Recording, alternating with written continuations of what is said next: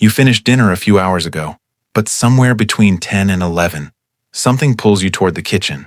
Not genuine hunger, just a quietness you have learned to fill with food. A handful of crackers, a small bowl of cereal, a piece of fruit. Nothing heavy. It barely registers as a decision. And something else happened recently that you have not yet connected to that evening habit. Your cholesterol panel this year showed elevated triglycerides, where there had been none before. Not alarming, just new. Your doctor adjusted your statin. Nobody asked what time you stop eating. And there is a third thing. You wake most nights between 2 and 3, not to use the bathroom, just awake, and slightly uncomfortable in a way you cannot quite describe. You lie there long enough that you are tired the following morning despite a reasonable bedtime. The doctor has ruled out sleep apnea. Nobody mentioned dinner. These three things have never been discussed together. They should be. Because what late-night eating does to the body after 60 is not simply a calorie problem. It is a timing problem. One that touches your metabolism, your gut, your sleep architecture, and your immune system simultaneously through a single biological mechanism that most clinical conversations never reach. At around the 9-minute mark, I am going to show you something that will change the way you think about the evening snack habit entirely. Not because it is large, but because of precisely when it arrives.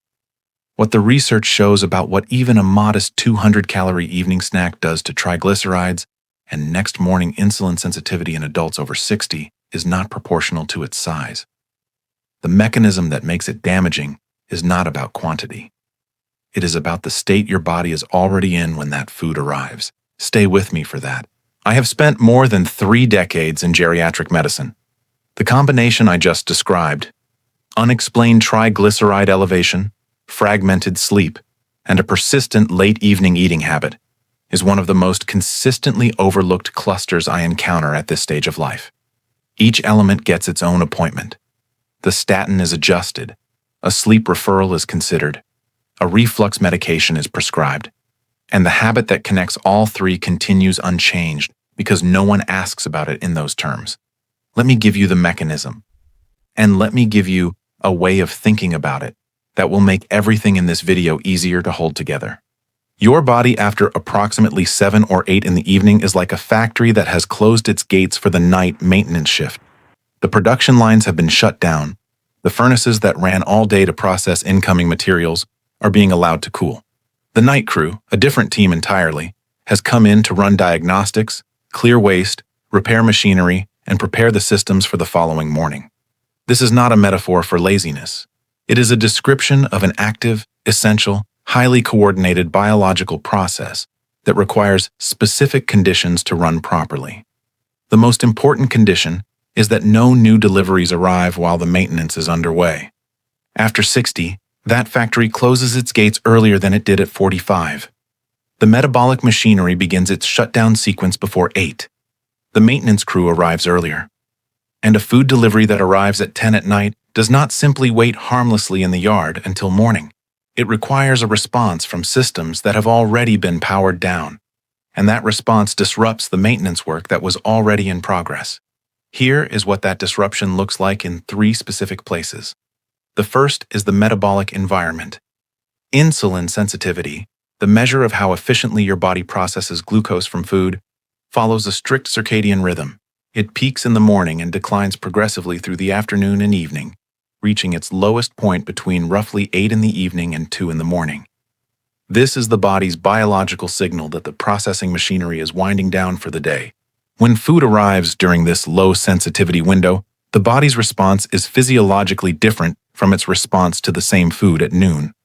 More insulin is required to move glucose from the bloodstream into cells. The liver, whose role in glucose regulation is also governed by its own peripheral clock, is operating at reduced capacity. The result is that glucose stays in the bloodstream longer, insulin levels remain elevated longer, and the metabolic environment shifts toward fat storage rather than fat use. After 60, this evening insulin resistance is more pronounced than it was at 45. The morning peak is lower and the evening trough is deeper. The same piece of fruit that your metabolism would have processed efficiently at 2 in the afternoon is arriving at 10 at night, at a factory whose glucose processing machinery is running in low power mode, and the material that cannot be processed immediately is redirected toward triglyceride synthesis, toward fat storage, toward an accumulation that shows up on your next blood panel as a number your doctor did not expect. This is why triglycerides specifically rise with late eating. Not because the food itself is fatty, but because unprocessed glucose in an insulin-resistant evening environment is converted to triglycerides by a liver that is no longer equipped to handle it any other way. The factory does not discard the shipment. It stores it.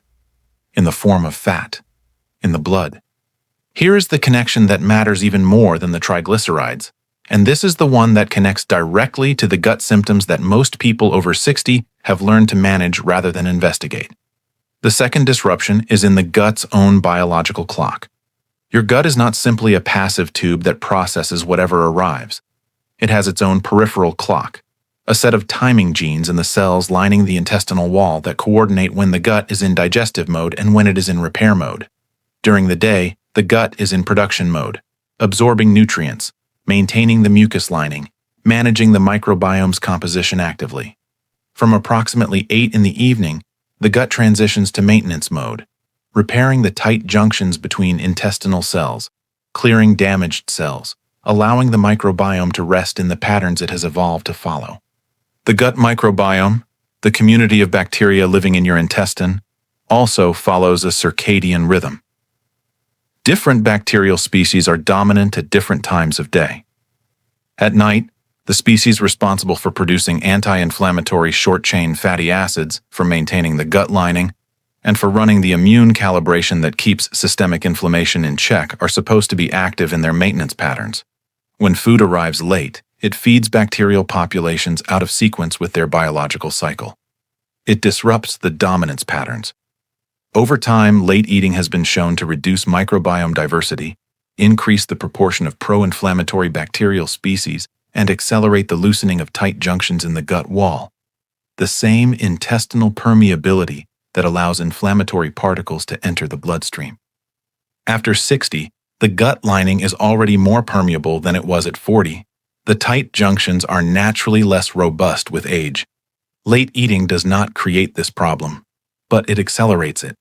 The maintenance crew that would repair the gaps is being interrupted by a delivery they were not expecting and are not equipped to handle at that hour. Now, the third disruption, and this is the one that is most immediately felt and most consistently misattributed. The third disruption is sleep architecture. Deep sleep, the slow wave stage where physical repair, immune maintenance, memory consolidation, and brain waste clearance all occur, requires two specific biological conditions to initiate and sustain. The first is a drop in core body temperature of approximately 1 degree. The second is stable blood glucose, neither spiking nor crashing, through the first half of the night. Late eating disrupts both conditions simultaneously. Digestion generates heat. The metabolic work of processing a meal raises core body temperature at precisely the moment the body needs it to fall. The temperature drop that should signal the brain to deepen into slow-wave sleep is delayed, sometimes by an hour or more depending on the size and timing of the meal. Less time in deep sleep, less physical repair, less immune maintenance, less brain waste clearance. And separately, the glucose from a late meal, processed inefficiently in the insulin-resistant evening environment, creates a blood sugar arc through the night. Glucose rises after the meal. Insulin responds. Glucose drops. If that drop is significant enough, which it is more likely to be after 60, when metabolic regulation is less precise, the body's stress response activates, releasing adrenaline and cortisol to raise blood sugar. That stress response is a light switch.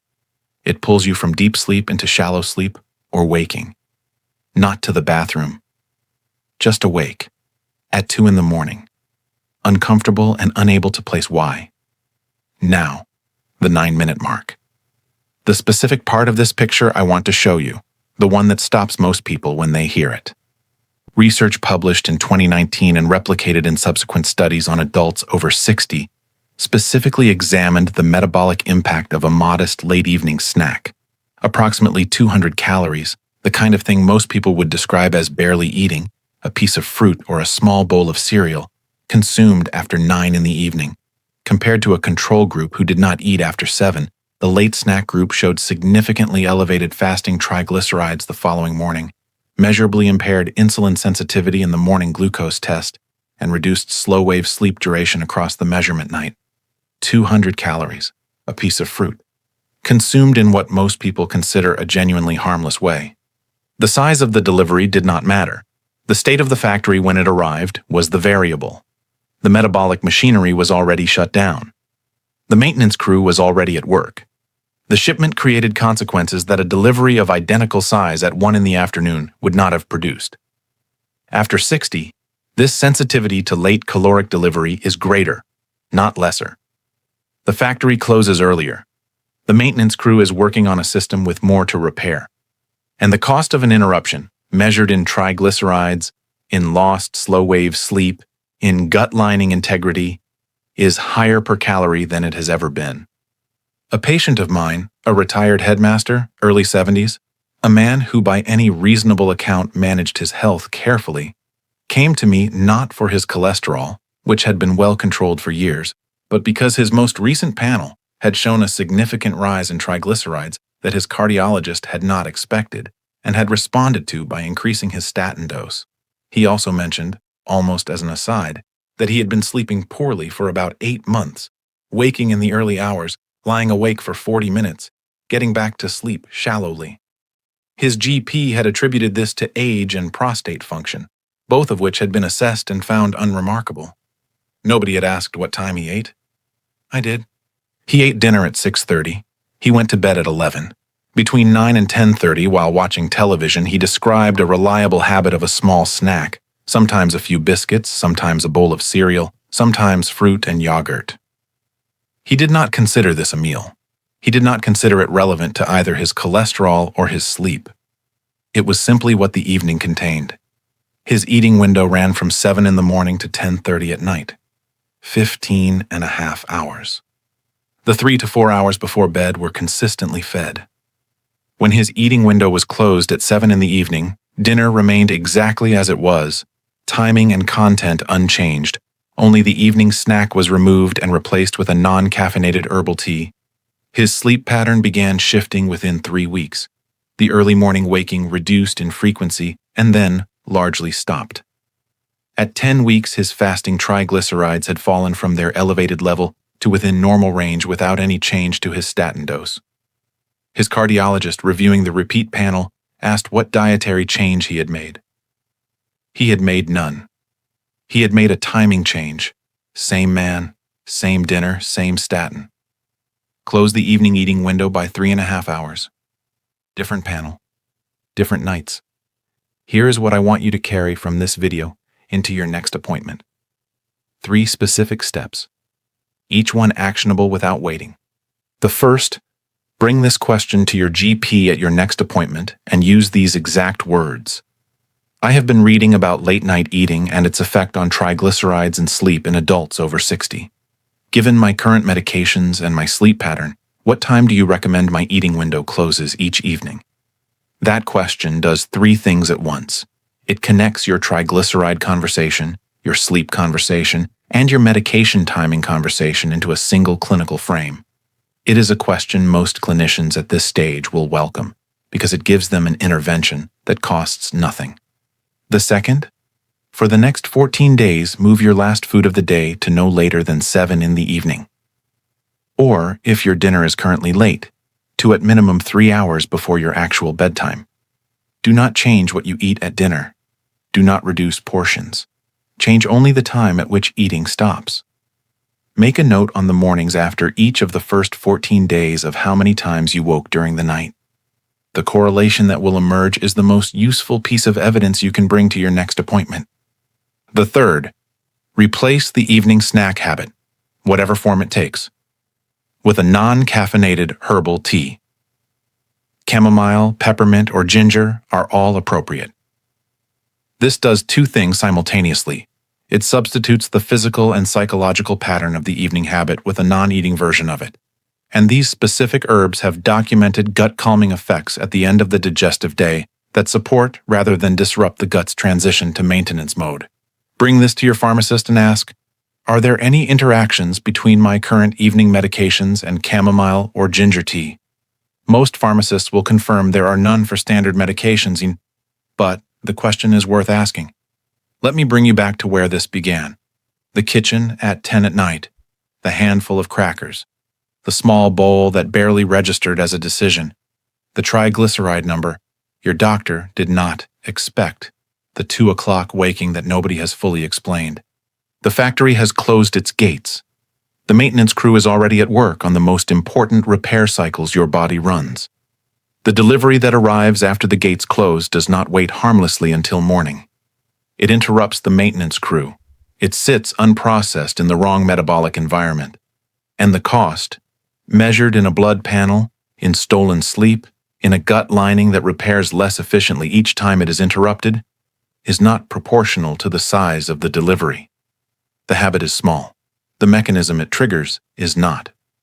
Over the next 7 days, note 2 things each evening. What time you eat your last food, and how many times you wake during the night. Write both down each morning.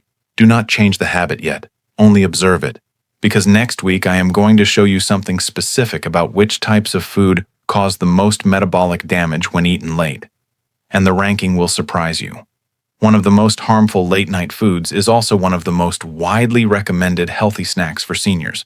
And I am going to show you the 2-hour rule that the research identifies as the minimum buffer between your last food and bedtime to prevent triglyceride accumulation and protect slow-wave sleep. Your 7 days of data will tell you exactly how far your current habit sits from that line, and what closing that gap could mean for your next panel. Come back with your numbers. What I show you next week will make them mean something precise. One important note before you go. Everything in this video is for educational purposes only and is not a substitute for the advice of your personal physician. Please do not stop or change any medication, including statins or any other evening prescription, without first speaking to the doctor responsible for your care. If you manage blood sugar with medication, please discuss any change to your eating window with your doctor before implementing it, as eating timing directly affects blood glucose patterns in ways that require clinical supervision. The goal of this video is to give you a clearer picture of what your body is navigating after 60 and better questions to bring to the people who can act on them with you. That is where the real change begins.